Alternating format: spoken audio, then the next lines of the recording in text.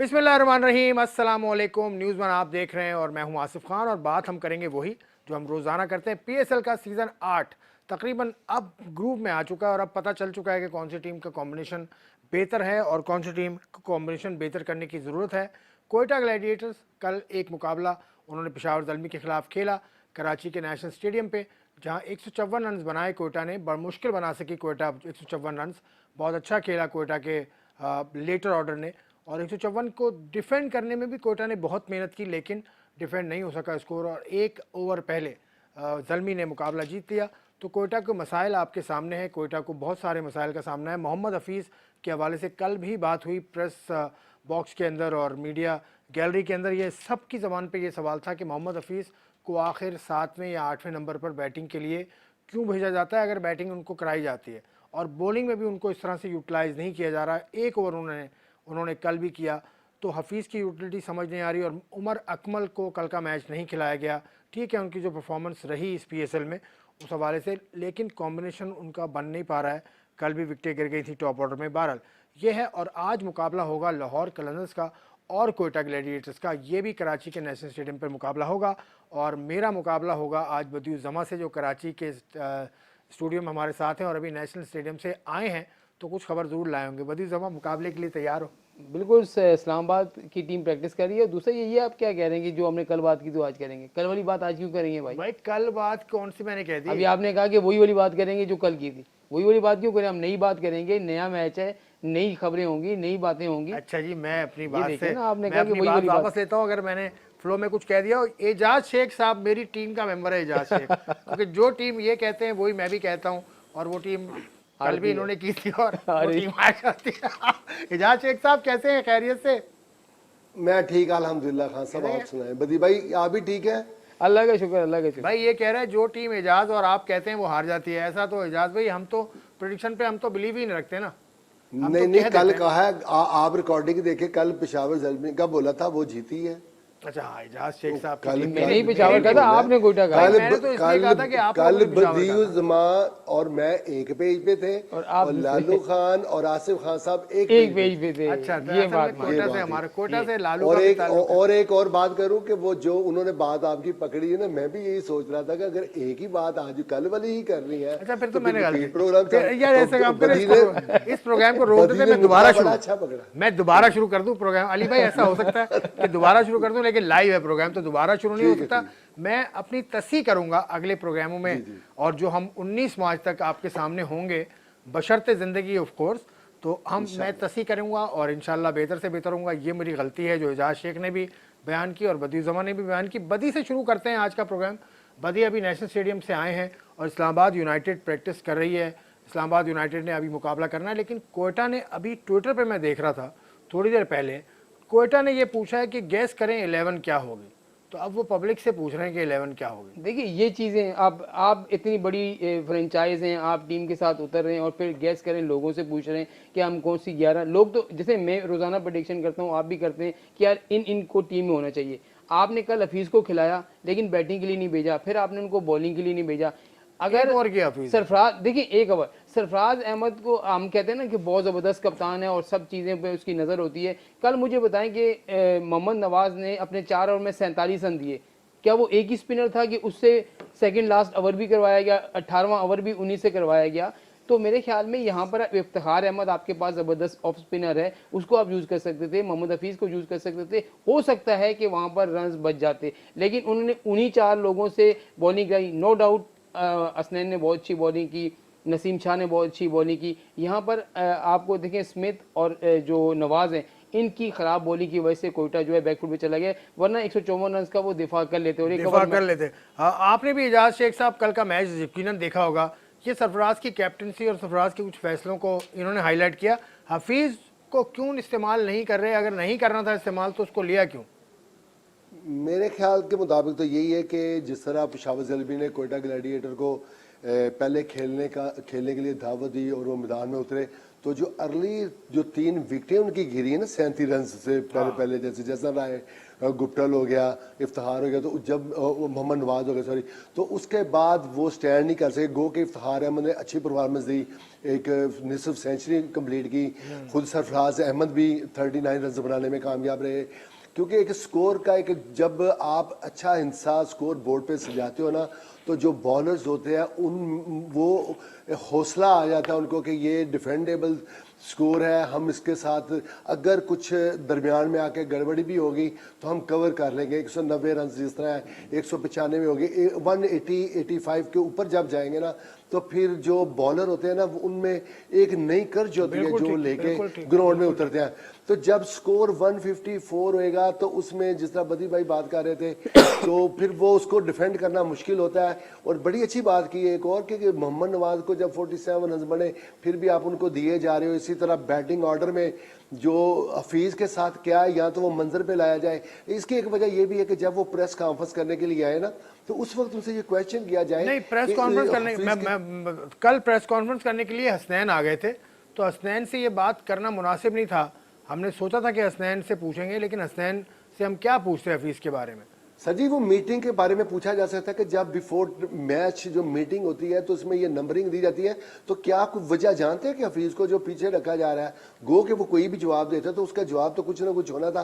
क्योंकि पहले जो मीटिंग होती है ना मैच से पहले, वो बड़ी अहमियत की हामिल होती है। उसी में डिसाइड होता है कि कौन क्या करेगा, किस वक्त के चेंजिंग एक्सपेक्टेड है, तो वो सारा कुछ तय उसी मीटिंग में होता है। तो वो 154 जो रन्स थे ना, वो डिफेंडेबल ही नहीं थे। और फिर आगे पेशावर ज़ल्मी हो, गो के बाबर आजम जल्दी आउट हो गए, इसके बावजूद लेकिन जो दूसरे प्लेयर थे उन्होंने अच्छी बैटिंग की।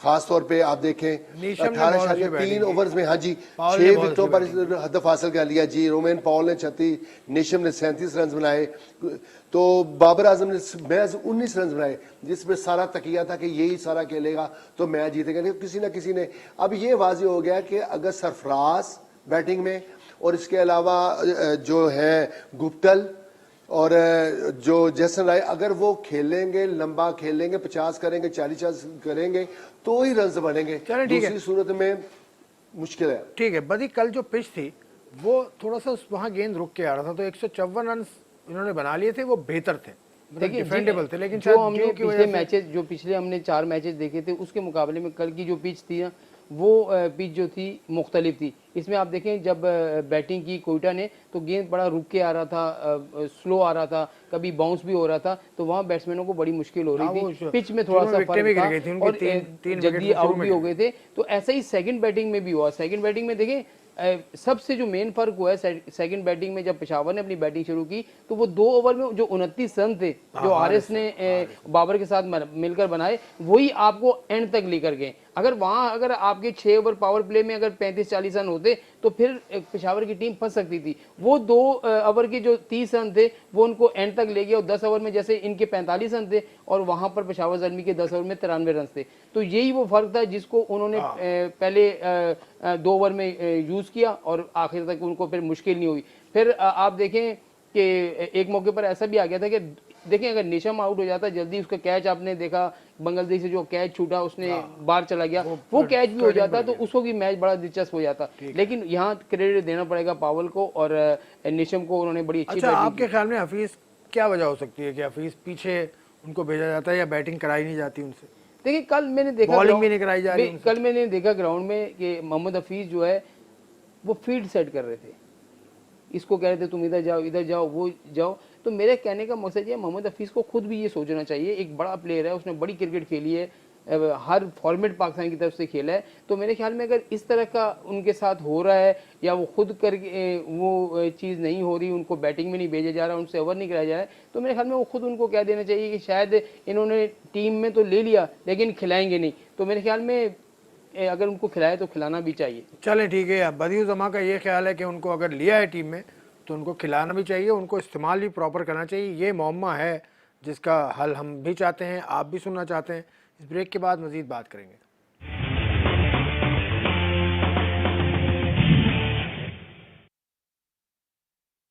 स्पोर्ट्समैन आप देख रहे हैं PSL सीज़न 8 पर। हम प्रोग्राम डेली आपके सामने हाजिर होते हैं 5 से 6 और 6 से 7। 6 से 7 आप हमें देख पाते हैं TV1 पर, और 5 से 6 हम आपके सामने लाइव होते हैं न्यूज़ 1 पर। मेरा पैनल आपको मालूम है बदियुज़्ज़मा कराची में और इजाज़ शेख लाहौर में, और हम कुछ मेहमानों को और भी दावत देते हैं और देते रहेंगे। इजाज़ शेख साहब, आप खैर अब लाहौर, कल जो पेशावर ज़ल्मी ने खेला वो भी बहुत बेहतरीन खेले। पेशावर ज़ल्मी की तरफ से आपको कुछ कमी नज़र आई? मुझे लगता है वहाब रियाज ऑफ कलर हैं, अभी तक वो आ नहीं सके अपने ग्रुप में, या जिसके लिए वो मशहूर हैं। बिल्कुल सही कहा। मैं बिल्कुल 100% आपसे एग्री करता हूँ कि वो एक टाइम होता है ना कि जब जिस तरह नसीम शाह का दौरे मोहम्मद हुसनैन है, इस तरह जो जो वो टाइम था ना वहाब रियाज का, वो बिल्कुल भी नहीं। आज से 3-4 जो पहले जो PSL में आप चले जाओ तो एक रिदम में नजर आते, वहाब रियाज एक बड़ा नाम था। अब तो सिर्फ नाम की वजह से वो, अगर कहा जाए ना कि वो टीम में वो खेल रहे हैं, अगर प्रोग्रेस के वाइज, परफॉर्मेंस वाइज देखा जाए तो मेरा नहीं ख्याल कि अब उनका चांस भी बनता है। लेकिन वो ठीक है, अब तो स्पोर्ट्स मिनिस्टर भी हैं पंजाब के, तो वो खेल रहे हैं। जो ज़रूरत है ना पेशावर ज़ल्मी को, अभी तक किसी मैच में भी उनका वो रोल नज़र नहीं आया। उन्होंने अभी तक वो अहमियत नहीं दी जो देनी चाहिए थी बॉलिंग में, कि कोई 4 आउट करते, 6 आउट करते, 5 आउट करते, जिस तरह उन्होंने बांग्लादेश प्रीमियर लीग में अभी 4-5 आउट किए थे, बड़ी अच्छी बॉलिंग की थी। लेकिन इस PSL में अभी वो ऑफ कलर ही नज़र आ रहे हैं। अच्छा, मैं एक और बात करना चाह रहा हूँ जो उस ब्रेक से पहले थी, हफीज़ के अबाउट, अगर आप इजाज़त दें तो। जी इजाज़त कहिए। कि मोहम्मद हफीज़ को अगर 7वें-8वें नंबर पे खिलाया जा रहा है ना, तो मैं समझता हूँ कि मोहम्मद हफीज़ एक ऐसा प्लेयर है और ऐसा सीनियर है, वैसे भी प्रोफेसर है, वो कभी भी अपनी मर्जी से 7वें-8वें नंबर पे इसमें तो कोई शक ही नहीं खेल सकता। इसमें तो कोई शक ही अगर वो खेल रहा है तो अपनी मर्जी से खेलता है, क्योंकि अगर वो PCB के चेयरमैन के आगे डर सकता है, अपना ही उसके असूल हैं, हर बंदे के अपने प्रिंसिपल्स होते हैं, तो वो डर जाता है, छोड़ने के लिए भी तैयार हो जाता है, रिटायरमेंट के लिए भी तैयार हो जाता है, फिर टीम में वापस आ जाता है, जो चाहे वो मनवा भी लेता है। तो मैं नहीं ये समझता कि कोयटा ग्लैडिएटर के सरफराज अहमद वो उन्हें कहते हैं तो वो साथ में वो उनकी मर्जी से, मेरा ख्याल है उसमें ना उसकी अपनी मर्जी शामिल है कि वो 7वें-8वें नंबर पे खेल रहा है। तो शायद ऐसा हो सकता है, पॉसिबिलिटी है कि जो नेक्स्ट मैचेस आए, हो सकता है आज के मैच में वो जो है वो टॉप ऑर्डर में खेले। चलें देखते हैं चांसेस हैं आज के आसिफ भाई। मुकाबले में। नहीं, ये अभी जो बात कर रहे हैं ना कि मोहम्मद खुद देखिए, ये मुझे पता है, आपको पता है, या टीम को पता है कि वो किसके कहने पर जो है वो खुद अपनी मर्जी से खेल रहे हैं या उनको टीम खिला रही है। लेकिन आम जो पब्लिक होती है, जो उनके फैंस होते हैं, जो लोग मैच देख रहे होते हैं ना, उनके जहनों में ये चीज़ नहीं होती। वो ये देख रहे होते हैं कि एक बड़ा स्टार जो तीनों फॉर्मेट खेल चुका है वो 7-8 नंबर पे क्यों आ रहा है, और फिर जब उसको बॉलिंग की ज़रूरत है उसको ओवर क्यों नहीं दिया जा रहा है, 1 ओवर के बाद हटा दिया जाता है। लोग ये कहते हैं, मुझे पता होगा कि शायद मैं उसकी टीम मैनेजर से पूछ लूंगा, मैं किसी और से कप्तान से पूछूंगा कि क्या मसला है, वो मुझे बता भी देगा, लेकिन लोगों को नहीं पता होता। और दूसरा वहाब की उन्होंने बात की, देखिए वहाब ने कल बहुत अच्छी बॉलिंग की है, और इससे पिछले मैच में उन्होंने अच्छी हुई, 4 ओवर में 23 रन दिए उन्होंने, उसमें मेडन ओवर भी किया है। और कल जो उन्होंने मेडन ओवर खेला जाके बैटिंग जो थी, तो उस वक्त उसने यही सोचा होगा कि हसनैन बड़ा अच्छी बॉलिंग कर रहा है तो कहीं गुजार देता हूँ, फिर तो रन तो 6-7 रन की अभी जब बना दें, और अगले ओवर में देखें नवाज उसको उसने 2 चौके मारे और मैच वो जीत गए। तो मेरे ख्याल में वहाब में वो दमखम अभी है, आपको नजर आना चाहिए। और दोनों मैचों में उसने रन नहीं दिए, पिछले मैच में भी उसने 4 ओवर में 29 रन दिए थे, और इस मैच में भी 4 ओवर में नंबर्स बड़े बदियुज़्ज़मा की तारीफ करनी पड़ेगी इजाज़ भाई यहाँ पर, ये नंबर्स लेकिन नहीं, शानदार होता है। हर चीज का जवाब नंबर्स के साथ ही देते हैं। मैं डिसएग्री करता हूँ इनसे। पता है क्यों? कि रन्स बचाना okay fine, but thing is कि आपने विकेटें कितनी ली। T20 देखिए, T20 विकेटों का गेम नहीं है। T20 में रन देखिए, T20 में अगर पावर प्ले में आपने 2 ओवर में 6 रन दिए तो आपकी कामयाबी है, और आपने अगर 10 ओवर में अगर आप 4 ओवर करते हैं और आपने अपने 4 ओवर में 20 रन दिए तो आपकी कामयाबी है। देखिए T20 में विकेट उस वक्त मिलती है कि जब आप विकेट पे जा रहे होते हैं, अगर रन बचाने के लिए आप जा रहे होते हैं तो ये आपकी कामयाबी है कि 4 ओवर में आप रन नहीं दे रहे। मसला ये ना कि 4 bowler end of the day जब बेस्ट बॉलर डिक्लेयर होना होता है, बेस्ट बैट्समैन डिक्लेयर होना होता है, तो वो प्ले ऑफ के नहीं देखते कि कितने उन्होंने रन उस मैच में दिए, कितने रन उस मैच में रोके उन्होंने। बात वो कहते हैं कि विकेटें कितनी ली, मैच में कहाँ कलीदी किरदार अदा किया, कहाँ पे ज़रूरत थी जब मैच जीतने के लिए तो उन्होंने कहाँ पर आउट किया। मैं तो ये बात आपसे बिल्कुल डिसएग्री करता हूँ। दूसरी बात अभी 22 रन अपनी अपनी खैर राय है, वो सही है। वर्ल्ड कप में अभी 18 रन करके एक मैच में 18, एक में 22 रन करके आरएस गया, उसने पूरी दुनिया में वाह वाह होगी यार इसने 22 रन किया। हालांकि 22 रन क्या होते हैं, कुछ नहीं होते ना, लेकिन उसके वो 22 रन क्या थे कि वो टीम को और जब कामयाबी जरूरत दिला के के। उन्होंने और आज हारिस के ने मौके पर हारिस ने ये जरूरत था के ना, मुताबिक किया है। तो कल जो हारिस ने उसने जरूरत के मुताबिक कल किया जो है। कोयटा के खिलाफ जो उसने बॉलिंग की है, क्या वो जरूरत के मुताबिक नहीं थी? रन आप मुझे बताएं, मैं- 6 ओवर पावर प्ले में समझ 6 ओवर रहा में हूं। 28 रन बने, तो ये जरूरत के मुताबिक नहीं थी। ये जो आसिफ भाई ने कहा है ना कि वो ऑफ कलर नजर आया है, हमने वहाब जो देखा हुआ है ना, वो वहाब इस पीएसएल में अब तक नजर कर वो नहीं तो- आया। वो तो यार उम्र के हमने साथ वो साथ वो वहाब चीजें देखा, बदलती उसकी रहती बात हैं। कर रहे हैं। उम्र के साथ उसकी इजाज नजर भाई, में इजाज बात भाई नहीं। उम्र के साथ वहाब उम्र के साथ साथ आपकी चीजें बदलती रहती हैं, फिर आप में वो दम हाँ, दम नहीं तो रहता, फिर- तो फिर वो फिर कोशिश आपने यही वो- करता है, वो फिर कोशिश यही आपने करता कितनी है। खूबसूरत बात सुने, आपने कितनी खूबसूरत बात की, खुद ही जवाब दे दिया कि वक्त के साथ साथ चीजें बदल दिया। हफीज पे भी यही कुलिया लागू कर देना कि हफीज भी एक अरसे से खेल रहा है, तो कोई तो मैं तो कहता हूँ कि उसको फीस को तो हम- क्रिकेट ही नहीं खेलनी चाहिए। जब आप रिटायर हो गए हैं तो फिर आप ये आप किसी नौजवान को कहते हैं यार आप आए और आप खेलें। हाँ, ये मुझे ये लगता चीज- है, मुझे अब लगता ये है, जो- देखिए मैं हाँ, एक ये बात जो करने जा players- रहा हूँ, मैं एक बात करने जा रहा हूँ जो मेरा ख्याल है, मैं गलत भी हो सकता हूँ, कि सरफराज और नदीम उमर एक पेज पर नहीं है हफीज के मामले में। बिल्कुल नहीं है, मुझे ऐसा लगता बिल्कुल है। नहीं है। ये मैं उमर अकरम के मामले में एक बार पेज पे नहीं है, मैं आपको बता रहा हूँ। तो ये नदीम उमर साहब का इनपुट शायद ज्यादा है कोयटा ग्लैडिएटर की जो स्क्वाड बनती है उसके हिसाब से। और मुझे एक लगता है बात मैं और सरफराज- बताऊं आसिफ भाई, ये सरफराज अहमद टेस्ट मैच खेल के उसने वो रन्स कर दिए, और वो जो है वो आपको नजर आ रहा है, अगर वो टेस्ट मैच में रन नहीं करता, उसकी फॉर्म ऐसी नहीं होती, तो आप कोयटा में उसका रोल दूसरा देखते हैं। मैं आपको ये दूसरा रोल यानी कप्तानी से हटा देते उसको। मैं आपको बता रहा हूँ क्यों, कि एजाज सिर्फ शेख और साहब, सिर्फ आप उसने इनपुट कम दें बैक इस किया है। पे। मामला हसास है ये तो बहुत। एजाज शेख साहब, आपसे पूछ रहा हूँ, जी जी क्या पूछा ये तो सर? इसने तो सरफराज अहमद से कप्तानी ले ली। वो कह रहा है वो तो अगर टेस्ट मैच में परफॉर्मेंस देता तो कप्तान हट जाता वो। बदी के पास कोई इंफॉर्मेशन होएगी, कोई करीबी उसके साथी की, किसी दोस्त की, किसी ने बात की होएगी। हमारे पास ये इतलात नहीं। हम तो ये सोच रहे थे कि शायद बाबर की जगह उसको पाकिस्तान टीम का कप्तान बना दिया जाए, टेस्ट का या किसी एक फॉर्मेट का। परफॉर्म जब करने ये के चीजें बाद, सारी कुछ हुई है, परफॉर्म करने के हाँ, बाद जी जी जी, बस उस वक्त तक। क्योंकि सरफराज ये तो कह चुके हैं कि मैंने नदीम साहब से कहा था, नदीम उमर साहब से, कि बाबर आजम को ले लें आप। कप्तानी छोड़ने को तैयार थे वो बाबर आजम बड़ी के लिए। कुर्बानी है। गुड गुड, ये तो अच्छी कुर्बानी ये दी, बातें ये चल तो रही है। इसका ठीक है। मतलब नदीम उमर, ये पता नहीं नदीम उमर साहब ने अपने तय ये फैसला किया कि हफीज को ले लो। आपको याद होगा जब पहला पीएसएल था तो नदीम उमर ने एक प्रेस कॉन्फ्रेंस की थी, और प्रेस कॉन्फ्रेंस में क्या कहा था, मेरा कप्तान सरफराज ही है। 10 तो साल वो तक। 10 साल, तो वो 8 साल हो गए अभी तक वही है। हो सकता है अल्लाह करे कि वो 10 साल तक वही हो। चले, ये भी सही है। चले, आज का मुकाबला है लाहौर कलंदर्स के साथ। लाहौर कलंदर्स वाले बड़े चिल रहते हैं। अभी अब कराची में हैं आजकल, बड़ा करीब से इनको देख रहे हैं, बहुत रिलैक्स लोग रहते हैं। ये लाहौरियों का खास अंदाज है क्या?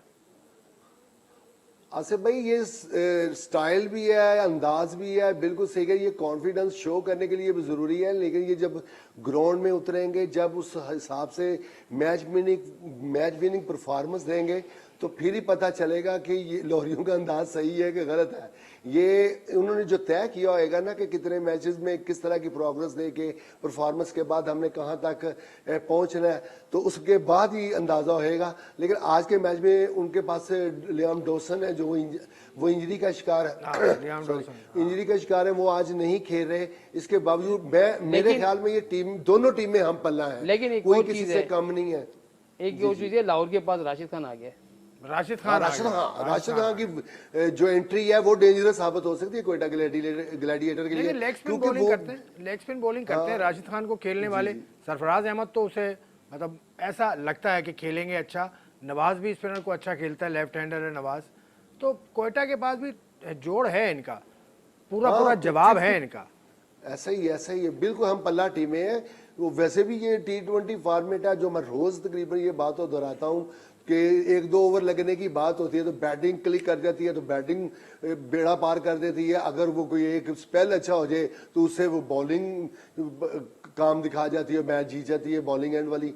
तो ये टीमें अच्छी हैं, दोनों अच्छा मैच देखने को मिलेगा। लेकिन ये भी ज़हन में रखें कि दोनों टीमों ने जो 3-3 मैचेस खेले हैं, एक में शिकस्त का सामना करना पड़ा गालबन, और एक इन्होंने जीता हुआ है। तो इसलिए ये देखिए, लाहौर का भी ये तीसरा ना, लाहौर के दो 2 मैच नंबर, खेले, बदी 2 के मैच नंबर। खेले, 1 जीता 1 आ रहा है, और कोयटा ने 3 मैच खेले, 2 आ रहे हैं 1 जीता है। आज तीसरा मैच है लाहौर का। तो लाहौर का तीसरा ना। लाहौर कलंदर्स में राशिद खान की आमद होगी, डाउसन उनकी टीम से बाहर हो गए। कोयटा कुछ करेगा आज, कुछ तब्दीली करेगा लाइनअप में अपने, आपके ख्याल में? आप मुझे बताएं कि उनके पास तब्दीली के लिए है क्या? वो जो थी ऊपर नीचे टीमें वो खिलाड़ियों को करके वो ले आए। हाँ, ये हो सकता है कि अगर आप देखें हफीज़ को अगर आप खिला ही रहे हैं और उसको अगर वो कर रहे हैं, तो मेरे ख्याल में उसको अपने नंबर पे भेजें, वन डाउन उसको भेजें और वहाँ उसको चेक कर लें। चेक करने में क्या है, हमेशा से हफीज़ ने पाकिस्तान टीम से भी जब वो खेला है तो ऊपर के नंबरों पे रन किए हैं। लाहौर में खेला, ऊपर के नंबरों पे गया, फिर उसके अलावा पेशावर में था, ऊपर के नंबर में गया। तो आप इसको वो जो नंबर है, टॉप ऑर्डर बैटर यार, टॉप ऑर्डर है ना, तो ऊपर के नंबर में वन डाउन उसको खिलाएं, जो खिलाएं। आप उसको अगर 6-7 नंबर पे ले जाएंगे, इफ्तिखार जो है, आप इफ्तिखार तो इस बार वो 5वें नंबर पर आया, जब आप नवाज को उठा के 4 नंबर पे भेज देते हैं। मेरी समझ में नहीं आता कि नवाज को क्यों भेजा जा रहा है। नवाज को बैटिंग में भी प्रमोट किया जा रहा है और नवाज को बॉलिंग में मार्क करने के बावजूद जो है उसको ओवर दिए जा रहे हैं। तो ये चीज आपको कप्तान को भी सोचनी पड़ेगी। कोई दोस्ती यारी इस तरह की जो बातें नहीं, होती हैं, दोस्तियां तो नहीं, लेकिन शोएब मलिक भी कह चुके हैं सिलेक्शन के हवाले से, आमिर भी हाल ही में कह चुके हैं कि दोस्तियां तो चलती हैं। देखिए, दोस्तियां कौन सी कोई बुरी बात चलती, हर जगह चलती हैं, लेकिन दोस्ती चले और वो दोस्त हो कि जो परफॉर्म करके आपको दे, आउट करके दे, रन बना के दे, फिर तो आपके लिए सही है। लेकिन ऐसा नहीं होता कि आप एक बॉलर पीटे जा रहा है और आप उसको ओवर करवाई जा रहे हैं। सरफराज अहमद दबाव में होंगे आज के मैच में, एजाज शेख साहब, सरफराज अहमद पे दबाव होगा। मेरा अगर कोई सुन रहा हो, कोई देख रहा हो, तो मैं ये उनको जरूर कहूंगा कि मोहम्मद हफीज को और उमर अकमल को बिल्कुल फ्री हैंड दिया जाए कि आप अपनी नेचुरल गेम करके दिखाओ और जो कर सकते हो करो। तो फिर उनका जो मौजूदा हालात में उनकी फिटनेस वाज़ेह हो जाएगी और उनकी जो परफॉर्मेंस है वो भी वाज़ेह हो जाएगी और ये पता चल जाएगा कि अब वो कहाँ पे स्टैंड कर रहे हैं, क्या नेक्स्ट टाइम इन्हें मैच में खिलाना चाहिए या नहीं खिलाना चाहिए। ये 2-3 मैचेस इनको ऐसे देने चाहिए कि आपको फ्री हैंड है, आप कुछ करके दिखाओ। मेरा ये मानना है कि या तो कोचिंग स्टाफ की तरफ से कुछ उनको महदूद कर दिया गया है, लिमिटेशन दे दी गई है कि आपने ऐसे खेलना है, आपने ये करना है, आप इतने गेंदों तक, ओवर्स तक आप क्रीज पर मौजूद रहेंगे, स्टे करना होगा आपको।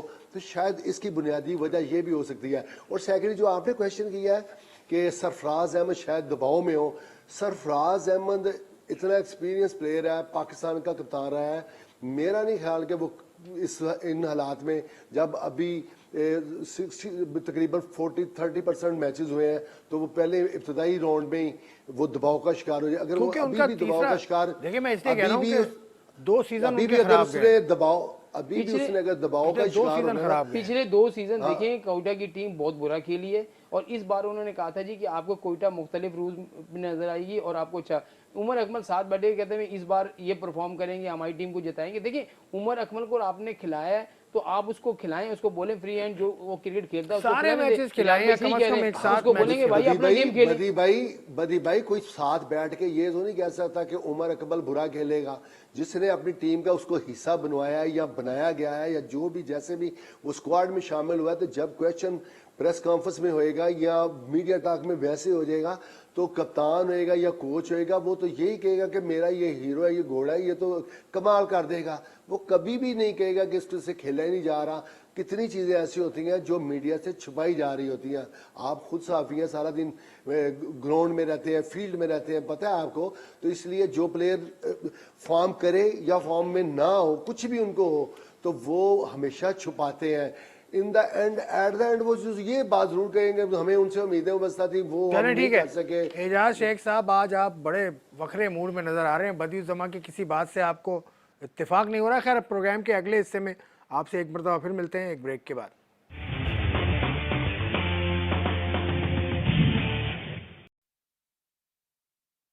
प्रोग्राम में खुशामदीद, स्पोर्ट्स वन आप देख रहे हैं और आज है मुकाबला कोयटा ग्लैडिएटर्स और लाहौर कलंदर्स का। दोनों टीम्स हम पल्ला हैं, लेकिन आखिरी मुकाबला जो हुआ था इनमें 2022 की फरवरी में आखिरी PSL में हुआ था और उस वक्त 8 विकेटों से कामयाबी हासिल की थी लाहौर कलंदर्स ने। तो कोयटा की टीम लाहौर से जीती भी है, हारी भी है, तकरीबन हम पल्ला हैं, कोई 5-6 मुकाबले हुए हैं और ऑलमोस्ट 50-50 ही रिकॉर्ड है। बिल्कुल, तो रिकॉर्ड तो इनका सही है, लेकिन इस वक्त की परफॉर्मेंस के हिसाब से लाहौर कलंदर्स को, शायद लाहौर कलंदर्स वाले ये सोच रहे हो कि हम जीत जाएं, राशिद खान भी आ जाएगा तो उस हिसाब से लाहौर। देखिए, अगर फास्ट बॉलर की बात करें ना, तो आसिफ भाई मेरे ख्याल में 2 फास्ट बॉलर इनके पास, नसीम शाह और असनैन, बड़े अच्छे बॉलर हैं। उनके फास्ट बॉलर की बात करें तो आरिस रऊफ और शहनशाह, उनके पास भी 2 बड़ा अच्छा पेस अटैक है। तो यहाँ तो ये सही है, लेकिन अब कोयटा के पास जो है वो तीसरा बॉलर जो है, या चौथा बॉलर जो है वो इस पाए का नहीं है कि जो रन रोक सके। आप नवाज को खिलाते हैं तो नवाज की बॉलिंग आपने 2 मैचेस में देख ली किस तरह की है। फिर आप स्मिथ को खिला रहे हैं, स्मिथ की बॉलिंग जो है वो इस तरह की नहीं है। लेकिन इनके पास राशिद खान आ गया है, फिर सिकंदर रजा इनकी बड़ा ज़बरदस्त जो है वो बॉलिंग कर रहा है। तो इनके पास बॉलिंग, लाहौर कलंदर के पास बॉलिंग अच्छी है। बैटिंग की अगर बात करें तो बैटिंग में भी आप देखें इनके पास ये बात मानने की है कि जैसन रॉय जैसा बैट्समैन है, गप्टिल है, जो एक दिन मैच में चल गए तो ये बड़ा स्कोर कर सकते हैं। फिर इफ्तिखार बड़ा फॉर्म में है, वो रन्स कर सकता है। तो यहाँ अगर देखी जाए तो बॉलिंग में थोड़ा सा एडवांटेज जो है वो लाहौर को होगा, वो भी राशिद खान के आने के बाद एक वैरायटी स्पिनर है राशिद खान, तो वो यकीनन फर्क डालेगा। दुनिया का टॉप स्पिनर है राशिद खान। तो इजाज़ भाई, आप भी समझते हैं कि लाहौर को जरा सा एज हासिल है बॉलिंग में? अब बॉलिंग में बिल्कुल सही बात की है बदी भाई ने। देखें शहीन है, राशिद है, हारिस रऊफ है, दिलबर हुसैन है। दिलबर अभी तक खेले नहीं शायद। किसी जब तक फर्स्ट 11 नहीं आती तो नाम तो लेना पड़ेगा ना। हो सकता है दिलबर को चांस दे दें। हाँ जी, इसी तरह जमान खान उन्होंने अच्छा परफॉर्म किया था। और इसके अलावा अगर बैटिंग की बात की जाए ना तो फखर जमान के साथ जो हैरी ब्रूक है ना, वो अकेला एक ऐसा बैट्समैन है, बल्लेबाज है, जो टीम को कामयाबी से हमकिनार करके बाहर जा सकता है। तो बैटिंग में भी उनके पास डॉसन तो आज नहीं कह रहा, हुसैन तल्लत है, अब्दुल्ला शफीक है, तो वो भी इतने कमजोर हैरी ब्रूक असल में हैरी ब्रूक ने अभी तक टीम को ज्वाइन नहीं किया। हैरी ब्रूक ने लाहौर कलंदर्स वाले, हैरी ब्रूक्स की कल भी बात हो रही थी, लेकिन हैरी ब्रूक्स अभी तक आए नहीं है। चले आ जाएंगे। जो मैं बैटिंग इतनी भी उनकी कमजोर नहीं कि इनकी बॉलिंग का सामना न कर सके। जिस तरह नसीम शाह या मोहम्मद हुसैन है, नो डाउट अच्छे बॉलर हैं। और नसीम शाह ने जो बॉलिंग कल की है, कल जो यॉर्कर मारा था नसीम शाह ने, उफ क्या स्पीड के साथ यॉर्कर, आपने देखा एक बात और मैंने सवाल भी पूछा था आसिफ भाई असनैन से कि जब से उसका एक्शन चेंज हुआ है उसकी बॉलिंग में वैरायटी बड़ी आई है। वो तेज गेंदें भी कर रहा है, मैंने तेज भी कर रहा है और जो है ना उसकी गेंद बाउंस भी हो रही है, तो बड़ा अच्छा। और उसने अपने आप को कंटेन किया। ये है कि उमर रशीद ने उसके साथ उमर रशीद आपने इजाज़ भाई देखा होगा एनसीए में काम, उन्होंने उमर रशीद साहब जो पाकिस्तान के बॉलिंग कोच रहे हैं, अभी पाकिस्तान टीम के साथ हैं, बहुत काबिल आदमी है वो, बहुत ज़बरदस्त। मैं तो उन्हें ज़ाती तौर पे जानता हूँ, दफ्तर से हमारे बहुत नज़दीक ही रहते हैं और अक्सर मुलाकात उनसे होती रहती है। उनका बस एक ड्रॉबैक उनके बारे में ये है कि लोग कहते हैं हारून रशीद का भाई है, हारून रशीद का भाई है, लेकिन काबिल आदमी है। ये तीनों भाइयों की बड़ी खिदमत है, चाहे हारून भाई हो, मुख्तशम होए या उमर होए, कोई ये सब लोगों ने अच्छा काम किया। चाहे वुमेन क्रिकेट है, चाहे मेंस क्रिकेट है, इनका अच्छा काम है। इन्होंने कभी भी ये पीछे नहीं हटे और जो भी इनको ड्यूटी दी जाती है वो सिंसियर होकर काम करते हैं, काफ़ी मेहनत करते हैं। लड़कियों की टीम के लिए जितना उम्र का काम है वो भी सबके सामने बिल्कुल। खुशी भाई भी तो ये काम सही करते हैं, कोई ऐसी बात नहीं है। तो जिस तरह आप नसीम शाह की तारीफ कर रहे थे, तो वो यॉर्कर मारता है।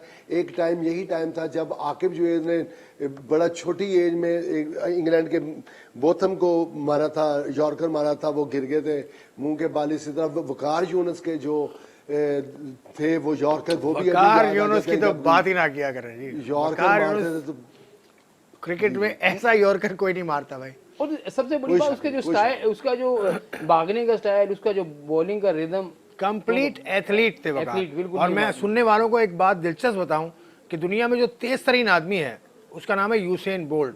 उसने 9.58 सेकंड में 100 मीटर का फासला तय किया था, which is a world record. Usain bolt का ताल्लुक है जमैका वेस्ट इंडीज से और उनके हीरो थे वकार यूनुस। और उन्होंने वकार यूनुस का जो बॉलिंग रनअप है उसको देखकर उन्होंने भागना शुरू किया। बिल्कुल। तो यूसेन बोल्ट दुनिया का तेज तरीन आदमी। वकार से हम कंफर्म भी कर चुके हैं इस बात पे, वकार से भी हम बात, खैर ये टॉपिक कहीं और जा रहा है क्योंकि वकार इस वकार नहीं, वकार तो देखिए आपके जो चीज़ है वो चलें अब थोड़ा सा हम प्रोग्राम को रैप अप करने की तरफ जा रहे हैं। खवातीन ने भी मैच खेला परसों, वेस्ट इंडीज से हार गई। वर्ल्ड कप ऑफ T20 चल रहा है साउथ अफ्रीका में, पाकिस्तान की खवातीन वेस्ट इंडीज से मैच हार गई। अब पाकिस्तान ने खेला इंग्लैंड से, आखिरी ग्रुप मैच है पाकिस्तान का और कुछ तब्दीलियां भी पाकिस्तान टीम की आज होने वाली। वो इजाज शेख साहब के पास वो खबर है, वो हिसाब से बता रहे हैं। इजाज भाई आपके पास क्या खबर है? जी न्यूजीलैंड में जो मैच हो रहा है जनूबी अफ्रीका में, तो उसमें इंग्लैंड जनूबी अफ्रीका में, अच्छा न्यूलैंड, जी तो इंग्लैंड ने टॉस जीतकर पहले बैटिंग का फैसला किया है। नंबर 1 तो ये इसमें अपडेट है। और सेकंड ये जो बिस्मा मरूफ पाकिस्तान क्रिकेट टीम की कैप्टन है, उनकी बाएं टांग में कुछ तनाव सा महसूस हुआ है, तो वो आज के मैच में नहीं खेल रही। तो इसके अलावा जो आयशा नसीम है तो वो और उनकी निदा जगह डार, निदा डार कप्तानी कर रही हैं, निदा डार कप्तानी कर रही हैं बदी, आप बिल्कुल बता ऐसे दें। ही है, निदा डार के प्लान क्योंकि एजाज शेख का वीडियो फ्रीज हो गया तो निदा डार कप्तानी कर रही हैं। तो यही है कि क्योंकि अब तो मैच की कोई वैल्यू भी नहीं रही, क्योंकि पाकिस्तान टीम वेस्ट इंडीज से जो आ रही तो इवेंट से ही बाहर हो गई है। आज का वो मैच इंग्लैंड से खेली, अपने राउंड के मैच मुकम्मल कर लेगी। आशा नसीम पहले से इनफिट है, पिछले मैच में भी वो नहीं खेली थी, उसको भी ग्राउंड इंजरी का शिकार हुई थी, बिस्मा की उंगली में लगी, वो बाहर हो गई।